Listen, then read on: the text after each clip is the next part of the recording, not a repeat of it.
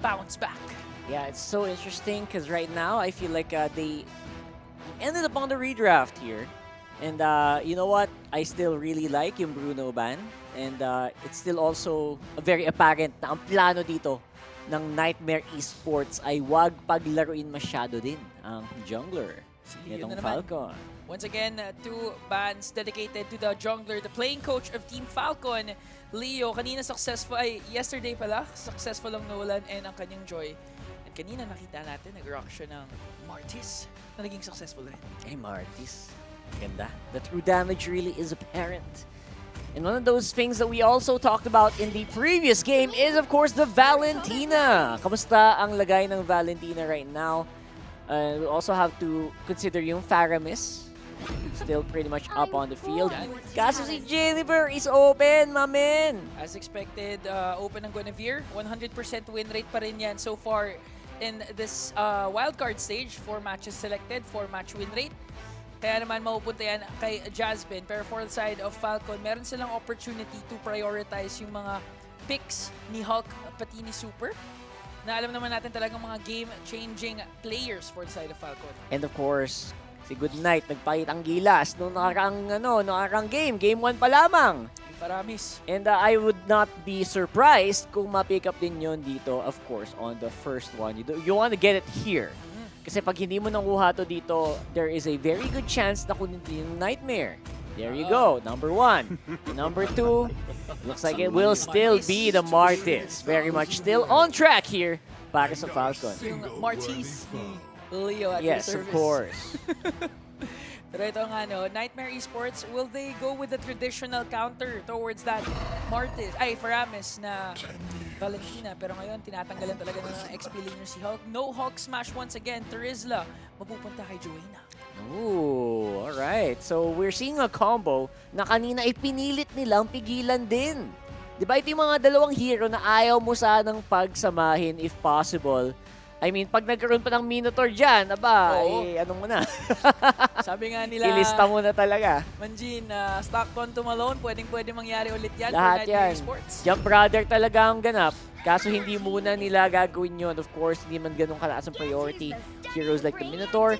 Of course, pag may mga taong nananakap at nahihila pa atras ng penalty zone, you also want to add on some damage dun sa AoE na yun. Slow tsaka pang damage coming in from Soso na talaga namang natural counter din sa Faramis. Usually pag nagkaka-Faramis kasi ginagamit ng kalaban yung Valentina and viable option din talaga ang Lilia. Mas lalo na sa kamay ni Soso na naging MVP sa isang win ng Nightmare Esports up against SMG. So that's a good pick for them. Pero for the side of Falcon, meron pa namang I would rather betray the Sure, okay. That's very interesting. Actually, this is great because you want to win, gusto mo ipanalo sana yung duel. Yung duelo sa XP lane just to slow down din yung rotation ng isang Terizla. Kasi automatic, pag hindi matatag, hindi marikas, ang ginamit mo na jungler on the XP lane, tapos may Terizla ka sa kabilang dulo, I think pag the moment na magkat yan ng XP lane, di ba? Oo, for Cut sure. ng lanes. Tapos makakapag-roam agad. And that's something na gustong maiwasan. That's why maganda din yung siyang pick. bilis kasi talaga makarotate. Pero ito na yung Nino sinasabi ba, no? mo na pwede kasing mangyari. Alam mo na eh. Alam mo na, hindi na pwede Naamoy nila from a mile away. Minotaur Ban and Angela, of course, very good. And knowing kasi Nightmare Esports, kanina overpowered or sobrang dami nilang crowd control, CC. Kaya hindi na unlikely na gamitin to ng Nightmare Esports. They can easily flex itong Guinevere to the jungle role. Kaya naman, Falcon Esports, naninigurado lang na, teka, bawasan natin yung CC. That's right. At the same time, you also want to maybe ban out the Digi para dito sa Nightmare. Kasi isa yun sa mga nakakatakot din na pag napick yan, pag nagdigi tong Team Falcon, aba, feeling ko, good luck kay Guinevere din tsaka kay Terizla, hindi sila makakapag-set ng maayos. Well, makakapag-set pa kayo pero mas mahirap, syempre. Mahirap. Times journey. Tsaka added sustain yun kasabay ng Netherrealm na mga galing kay Goodnight. So I feel like it's a very good pickup here or ban here para sa Nightmare if you want to really make sure nababaon talaga. Nakababaon yung crowd control nyo. So, last ban for Nightmare Esports. Talagang tinira ng Team Falcon yung gold lane. Carry out. Kaya, Oh, apat na gold lanes ang natanggal. We still have the Brody. And we still have the Irithel. Brody is a very easy, it's a For- very easy pick, For no? Lotric, Yeah, I feel twice like na ginamit yung kapon, 100% win rate. so good right now, and I would not be surprised if kunin nila yun. Not to mention, maganda yun sa kanila. Sana, kasi counter ang Brody sa Netherrealm. As in, magandang, pag nagdikit-dikit sila, sige, okay lang, magdikit-dikit kayo. Mapupunit ang inyong mga alaala. Torn apart lang. Oo. Torn apart. Ngayon ko na nag-get, sorry. Gabing-gabi. Ano pa naman yan, Tinagalog ko pala yung boy? torn apart memory. Ano ba naman yun? okay lang. Tropa tayo eh. Pero Beatrix, Beatrix muna yung gold lane nila. And here, Hindi pa rin what's it gonna be? natin What's it gonna be? Is it Brody? Ayan na, si Balag Brody! Alright, so far so good. I like the Nightmare Esports lineup. Para naman dito sa Team Falcon, what's it gonna be? Ano lang ba kulang? Pwedeng roam. Pwede ka roam kuha or ng mid roam eh. dito. Pwede ka mag-edit dyan. Pwede ka mag-digi. Ako, okay ako sa digi. Okay din ako sa Digi. I-digi mo na yan. Anong gagawin ng Akay? Anong gagawin ng Terizla sa digi? Wala. Idigi mo na, boy. Idigi mo na. Idigi mo na. Huwag ka naman yan. Hindi, okay lang. Hindi, malay mo ano yung mga hero naman kasi ng roam din. May Novaria pa actually those Ma- super Edit nga, Edit. So that's the safe pick. That's the safe pick. All I really would have loved the digi here. Or talagang gusto ko lang magdigi. Kasi digi lang. Bakit? Ang dali kasi sa akin ang dali manalo pag may digi Uy, kayo. actually, alam mo sa high stakes game, ang hirap magdigi Ang kasi hirap magdigi. ang daming ways ng kalaban para i-bait out yung yung times journey. Oo. So Pero kailangan pag digi user ka, hindi lang yun On madali. point, on Kailangan point. on point. ewan ko, talagang yun talaga yung, and it also depends on syempre yung yung specialization ni Super, kung ano ba yung mga sanay siyang hero. And nagkataon lang na Edith is the way that they are gonna go. So, Pero because of that, a lot of crowd control is still up for grabs here para sa Nightmare Esports. Ang dali lang mang-ipit, di ba? Ang daling mang-ipit, ang daling manghila ng penalty zone, ang daling mang-knock up. So, I like the Nightmare Esports draft here. and for the side of Falcon naman, they have the Faramis na yung mayroong winning moment for game number 1 sa kamay ni Goodnight. At the same time, Leo still rocking with a Mortis na jungler. Pero gusto ko yung adjustments na ginawa ng Nightmare Esports right away. From the draft pa lang. Kami with this Brody ensures Nightmare Esports na we don't have to wait for Brody's activation. Kasi early game to mid game pa lang, kayang-kaya na niya kaagad pumalag. And at the same time, mas self-sufficient yan kasi kayang-kaya rin niya makatakas. And speaking of takas, Goodnight, ang aga na flicker out. Oy! Lalo sa pit. Ayan, medyo may... Nakita mo, parang natuto din yung Nightmare dito. Huwag nyo kasi hayaan si Goodnight na hila lang ng hila. I-punish nyo pag lumalapit.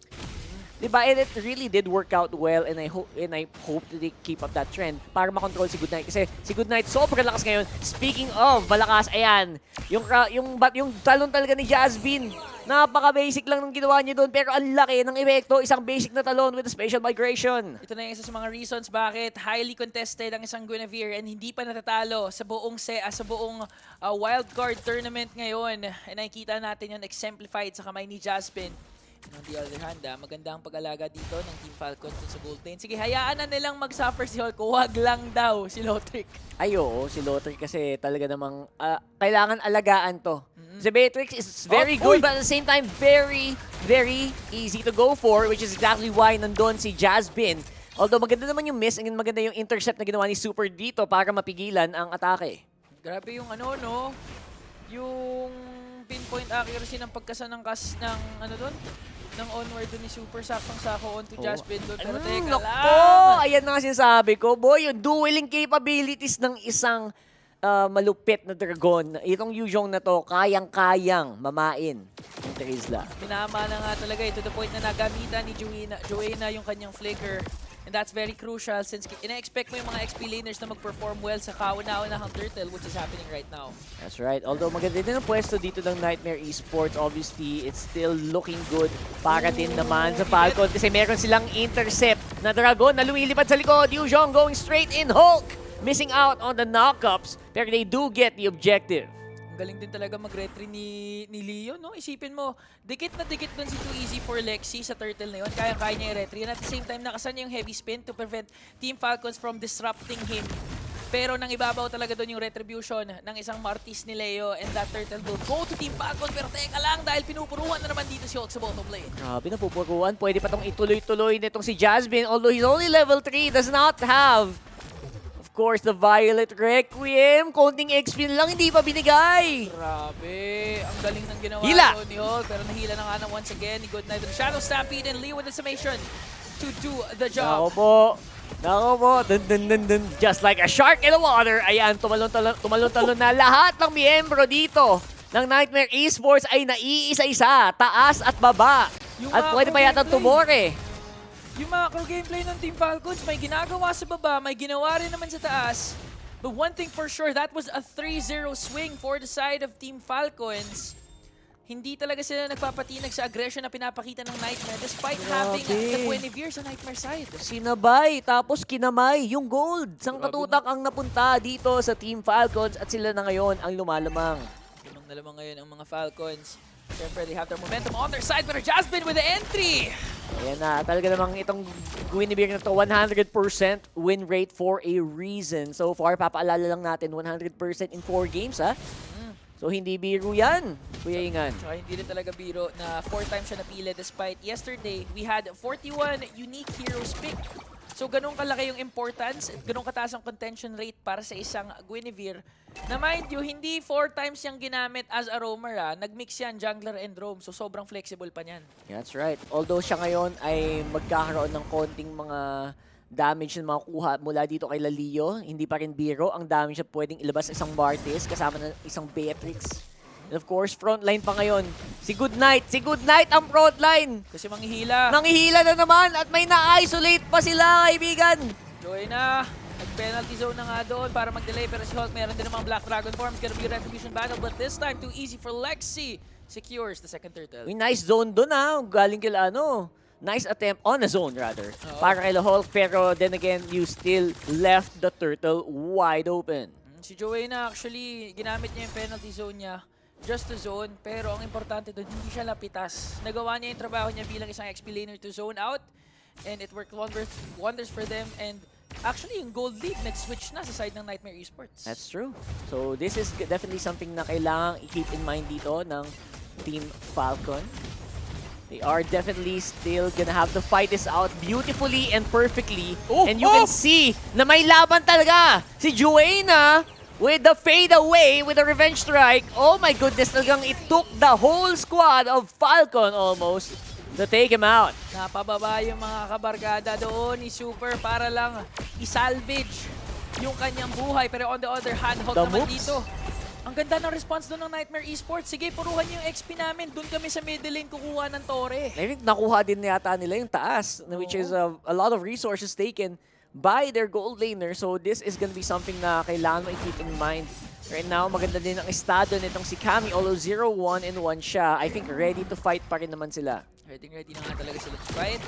And with the middle lane open, kayang-kaya na kaagad mag-invade ng Nightmare Esports, especially since they have a Guinevere na easily pwedeng mag-poke, pwede tumalon at the same time may escape. So titignan natin kung paano nga mag-respond ang Team Falcons. Okay, there you go. Magandang attempt mula dito kay Lexi. Just making sure na aware kayo na, may heavy spin ako. Keep in mind, baka hindi nyo kilala kay to. Oo, huwag kayo basta-basta magano dyan, relax. You cannot relax at all. Oh, yes. Grabe, pinaglalabanan talaga nila ang bottom lane turret na ito. They need to defend this, but Nanganganib! Ayan na, naipit si Lotric! Magandang salo mula dito kay Goodnight, pero hindi yun magiging sapatos. Save him! Lotric na ma-flicker pa, nauntog sa pader! Jasmine. At ngayon, lalaban na ngayon sila Hulk. Nasa harapan na siya. Joanna! Leo on the back. Joanna diving onto that Faramis. papaikot pa nga ngayon ng mga Team Falcons. Ang ganda ng response ng Nightmare Esports doon in a shutdown. Double kill for Soso. Medyo na late yung response ng Team Falcons doon. Yung Hulk, Black Dragon form was too late. Pero yung heads up play din coming in from Too Easy for Lexi. Sinandwich play niya yon, tapos sakto heavy spin. Isang tawang naipit at ang taong yon was si Lotric. Yeah, si Lotric, now wala na din siyang flicker, which means mas magiging mahirap na mag-survive dito sa lane na to, na he's trying to steal go on laning phase. Gusto niya mag-laning phase pa rin kasi kulang pa yung gold niya. Kulang pa yung items niya, Ingan. Oh, Hindi pa ready lumaban. Especially since si Brody pa yung katapat niya, no? Kung tapatan niya ng tapatan, luging-lugi talaga yung Beatrix ngayon. Pero alam ng Nightmare Esports na magle-lane talaga to si Lotric. Kaya naman put sila ng pressure doon sa bottom lane or kung saan mang lane pumunta itong si Lotric. Wala na silang no choice talaga kundi Wala ilaban ng harapan, and that is exactly where Good Night and Super are gonna come in. Kailangan talaga ng Team Falcons to regroup early. Maybe get a pick off, then translate it to a tower takedown or a neutral objective takedown. Pero Nightmare Esports, they're really controlling the map. Tignan mo, ang ganda ng rotation nila sa taas. They're controlling the mid. And especially, pinapahirapan nila tong si Leo mag-level up. Yeah. And right now, even though maganda ang simula na pinakita dito ni Leo, siya ngayon ay medyo behind na, no? Nabibehind na siya ng bahagya. And mas nagkakaroon na ng pagkakataon na umikot. Itong sila, Too Easy for Lexi. Kanina pa, literal na umiikot yan, si Too Easy for Lexi. Siyempre, may heavy spin yan na nagpipin down. At the same time, ang bilis nilang mag-rotate. Ang laki talaga din ang nagagawa ng fact na meron silang isang Guinevere na sobrang daling mag-bush check. Yung tipong kaya niyang sumilip ng bush, at the same time, hindi niya pinuput yung sarili niya at risk kasi pwede siya mag-out once kinash niya ulit yung spatial migrator. Yep, out of nowhere play. At ngayon, dahil nga may mga naiipit tulad niyan, si Leo hindi man lang makakapag-cast ng any skills. Ganong katindi ang ikot na ginawa nilang dito. And right now, it is a 4v5. Apat na miyembro dito lalaban para sa Falcon. Magandang talon mula kay Juena. Nice counter-attack pero mananaka pa rin si Lotric. Looks like it's not gonna pay off para dito sa Team Falcons. It's looking really bad from the MENA region representative. A roamer kapalit ng buhay ng jungler gold laner and ang roamer na kabilang team at parang gusto pa nila makisa. Good night, makaka-flicker out naman. Nightmare Esports, parang this is a different version of the same team we've seen use at Tigreal. Nagising Nagising sila. ang ating mga tropa peeps. At this is all, again, because of the beauty of the jungle Guinevere. Ganun kasi yung paraan paano mo matatalo si Rome Good Night. Guinevere. Paano mo tatalunin si Good Night? Mahirap.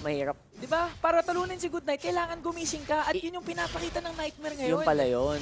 And not to mention, they're overloading. Now-overload masyado tong si Good Night. Hindi niya alam kung sino ang una niyang sasalbahin. Oo. And kahit pilitin niyang salbahin si Lotric, naiipit pa din. Tsaka at the same time, sinesave niya talaga yung Netherrealm tuwing pupuruhan na si Lotric. Pero ang problema, inuuna ng Nightmare Esports, si Leo. Dong, tumatagos na yung bawas ng Nightmare. Kahit in-Netherrealm mo na, parang hindi pa rin sure na mabubuhay eh. Parang pa nga at a disadvantage pa pag nag-Netherrealm kasi ang bilis ma-burst down, nasa stun eh. Men, lagi silang naiipit. Oo. Naiipit, knock up. Sabi ko sa'yo, this is the reason why you pick a Digi.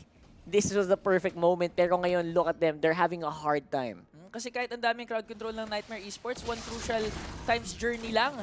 Para side sana ng Team Falcons, ibang buhay ka. Oo. Pwede ka pa mag-re-engage. So this is gonna be something na kailangan nilang tignan sa ngayon. Paano tayo babalik dito sa laban nito? Si Leo ngayon ang napupuruhan. Nasa likod si Good Night pero pinapasok siya ni Juane na napaka-confident ng pumasok dito ng Nightmare Esports. Even through the Netherrealm, tumagos na. Uy. Ayan na. Tas dalawa pa yata may ipit niya. Ayaw Si pa Super nila nasa tumigil. likod, nag-Primal Rat. And the knock-up, even with the Primal Rat shielding, not gonna be able to survive.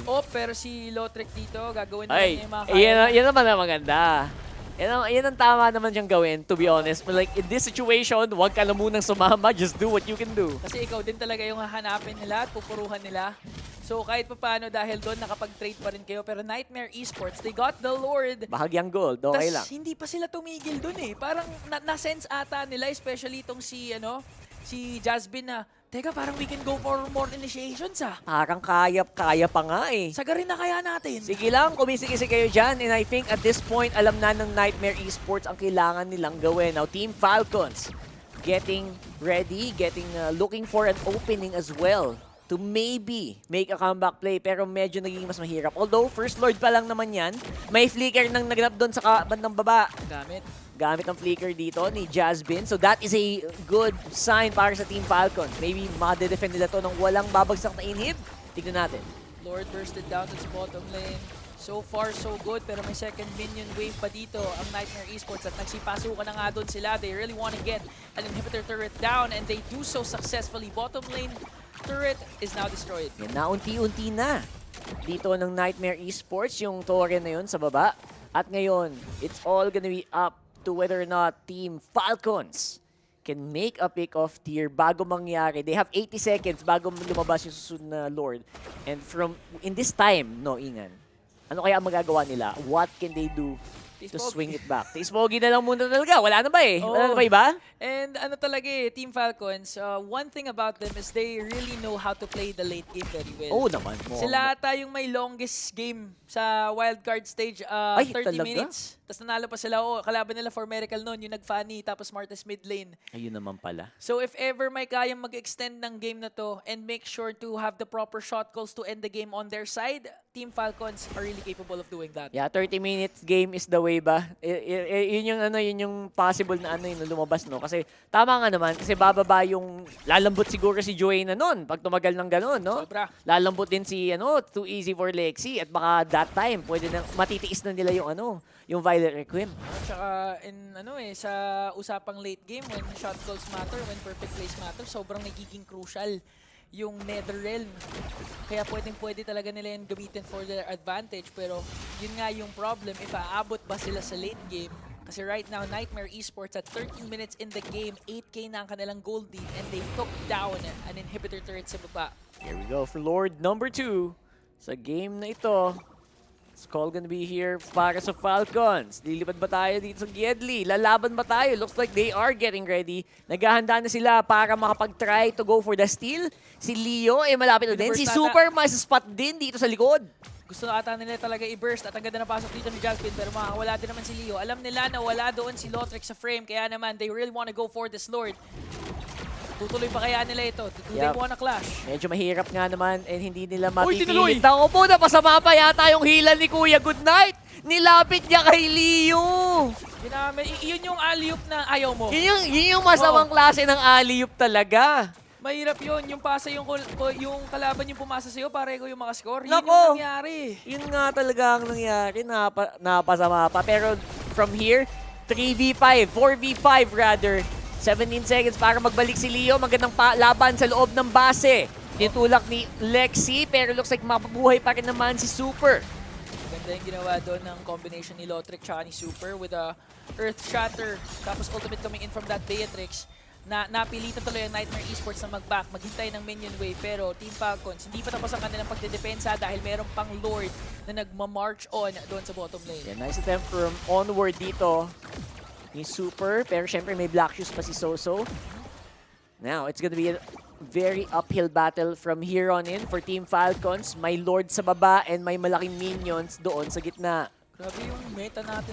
Mga mid laner talaga yung nagpapasiklab. 507 for this Lilia, and now the Lord has entered the base of Team Falcons. It's gonna be a 5-on-5 at parang nauna nga ata ang Nightmare. Wow, 1.9 even through the Nether Realm. Talagang tumatagos na, nanunuot na ang bawas dito ng Nightmare. We have a game number 3. Game number 3. Nightmare Esports forces a game 3 against the undefeated, ngayon defeated na, the Team Falcon through a flawless display of chemistry, teamwork, and the layering of skills. And in short, and apart from that, Guinevere, 100% win rate. 100% win rate, 5-0 para sa Guinevere. Uy, may redeem code. Oy, Basic scan ng QR code yan. Feeling ko, you know what it is eh. Kunin nyo na yan. Mamaya, M5 pass yan. Kunin pa ng iba. Hindi na Nako. natin alam kung ano yan, kaya paunahan na. Unahan na lang mga kaibigan. Kunin mo tayo yan, iyakap eh. Joke lang. Hindi, so far I would say na that draft went straight into what we called as in pagkatapos ng draft, men. Sabi ko, men, Nightmare Esports draft sobrang superior all throughout, and now Guinevere is 5-0. Ang ganda nga talaga ng draft. Down to even the gold laner, the matchup, Brody versus Beatrix. Lamang na lamang yung Brody early game, and with the recent revamp kasi sa Guinevere. Tignan mo, nakikita mo bakit prayo na prayo pick siya ngayon. Balag Brody, as you can see. So right now, it is looking like we have a game number 3. Was that what you guys predicted? Yun ba ang inaasahan nyo dito? Very curious, and I thank you so much for still being here. And I really think na there can be a good chance for Nightmare here to take this. Pwede. Yung momentum nag-shift sa side nila.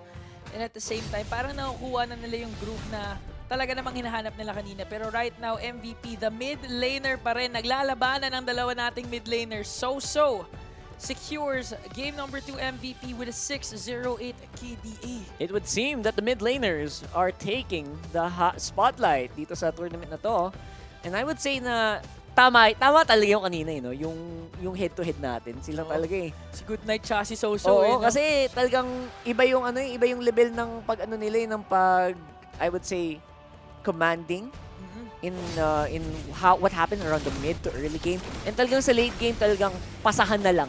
Pasahan ang nagaganap. Let's have a look at the highlights here.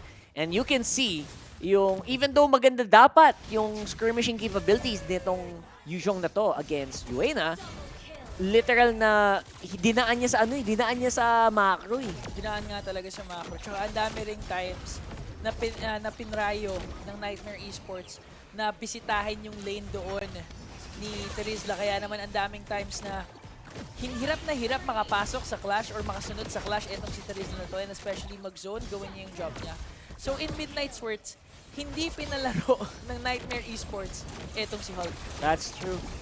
And umabot na tayo sa punto na alam mo yung kasabihang takes 3. Takes 3 talaga eh. Talagang hindi kayang solohin na talaga tong si Yuena ng dulo at sobrang tapang na niya sa puntong ito. And you only get that because confident ka eh. Confident ka sa kung nasa na yung team mo ngayon, yung estado ng laro. And tansyado mo na yung capabilities ng kalaban mo. So, madali na. Speaking of tansya, yun sasabihin ko, ang dami nating times or 2 instances na akala natin nagawa na ng Nightmare Esports yung job nila, which was to take down the Lord. Pero hindi pa raw pala tapos si Joanna. Hindi pa talaga. Gusto pa mag-penalty zone flicker in at nakukuha nga nila yung mga kills na gusto nila noon. At one point, nakita ko yung gold ni Joanna 11k. Tapos si Hulk parang mga 7k pa lang yata. 4K. Ganong kalayo ang agwat nila sa putong yon. So ibig sabihin yung 8k gold lead ng buong Nightmare, kalahati nun, si Joanna.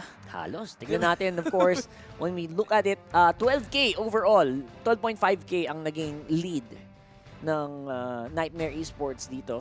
And again, most of that most likely is gonna boil down to that difference doon sa baba.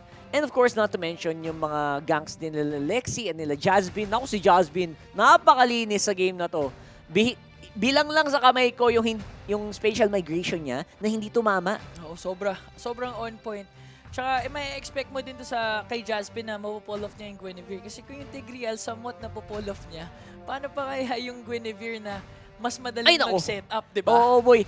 Yung Tigreal kasi, ultra hard mode. Oo. Etong si Guinevere, easy mode to. Easy mode na pag-execute. So, as in, nag-gym siya, parang muna siya, nag-warm up muna siya sa ultra hard. Pinawarm up yung kamay, no? Sa hard mode. Para pagdating sa easy mode, magiging flawless yung execution niya at kitang-kita naman natin na ang daming setups talaga coming in from Jazbin. 2 deaths only despite being the most aggressive player sa side ng Nightmare Esports. Ayan, 12.5k to 7.4k dong. Alos doble yung gold niya. Sobrang layo. Oh my goodness. Wow. And this was Nightmare Esports. Ito yung hinahanap talaga ng Nightmare Esports ever since yesterday. Kasi they know that they can pull things off like this. Pero if ayaw nila maulit yung nangyari kahapon, they need to finish the series na sila yung mananalo. Kahapon, they went toe-to-toe against SMG. Ganito rin yung nangyari. Exactly. Nanalo sila nung game number 2. Pero they let it slip out of their hands dahil natalo sila nung game number 3. Sa totoo lang, yan talaga in-expect ng mga viewers natin. A lot of them, even before this tournament happened, di ba? Kasi kilala natin maglaro yan, napanood natin pa ulit-ulit sa mga ibang torneo. Tama. Yan. Nagets ko na bakit may 4K gold lead si Joanna mismo against Hulk. Tignan mo, gold per minute, 800. XP yan na. GPM nung XP, parang pang GPM ng gold laner to Ganyan GPM ni Joanna. Grabe naman. Kasi, to be fair, laban kasi ng laban sa baba. Alam mo yung pinipilit. Tapos, syempre, nung napuno na si Joanna sa baba, ayun na, lumaban na sa gitna, lumaban na sa taas, di ba? Kaya nakita mo, daming laban na siya yung nasa gitna lagi. And he's able to survive kasi lamang-lamang siya sa item, as in double item niya. Ang daming times na isang one hit na lang, mapapatumba na siya, pero hindi talaga magawa ng Team Falcon. And on the other hand, the carry, So, 81.6k damage dealt. Despite having 0 deaths. Grabe talaga. And again, you have to really give it to this guy. He's so He's so. he's so. Yeah, he's so. And he's talagang grabing damage na pinakita niya sa game na to eh. And 82% team fight participation. Obviously, yung mga ginagawa ni Joey na hindi naman magagawa ng Terizla lang yan eh. Yung Terizla, taga-hila, taga-maso. Pero yung sumasabog talaga, doon talaga nang gagaling din yung bawas. Kumbaga sinisimulan ni Joanna, si So yung tumatapos. Basically. Ganun nangyayari. To the point na kahit may Netherrealm, hindi na talaga nasusustain ng Team Falcon yung damage output na nilalabas ng Team Nightmare. And the moment na pinik nila itong Akai na to, alam ko na hindi makakaabante itong si sila Leo. Hindi makakaabante yung sila Super kasi may ipit kayo eh. So, good job for FLCN for doing the job. For doing the job of Anakai in this situation.